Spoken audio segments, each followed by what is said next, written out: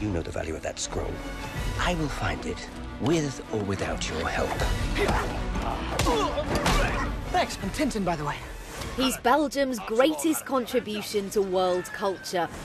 A fearless journalist whose fans include everyone from the Dalai Lama to Andy Warhol. 30 years ago, Tintin's creator Hergé said Steven Spielberg was the only man to bring his characters to the big screen, and now he's finally done it.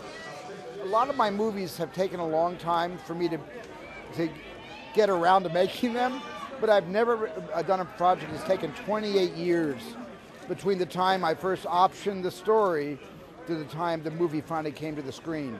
And it's only because I loved it so much. I wasn't willing to give up on it. Here in Brussels, it's hard to get away from the intrepid reporter. Along with beer and chocolate, he's Belgium's most successful export.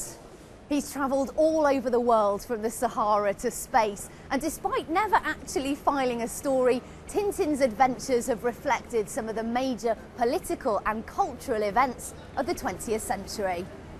Thompson and Thompson, what are you guys doing here? Hergé created Tintin in 1929, and since then his books have sold over 350 million copies. Now Steven Spielberg, with the help of Lord of the Rings director Peter Jackson and £82 million worth of 3D special effects, has transformed these iconic characters, bringing them to a whole new generation. I mean, the synergy in all of it is kind of ridiculous. I grew up reading Tintin, I love Tintin, I wanted to be Tintin as a kid, but I also grew up loving Steven Spielberg movies as well. What do you know of the unicorn? Not a lot. Although the critics aren't convinced, this film is bound to thrust Tintin back into fashion. Whether or not his quiff catches on, Spielberg now just needs the die-hard fans' approval. Lucy Cotter, Sky News.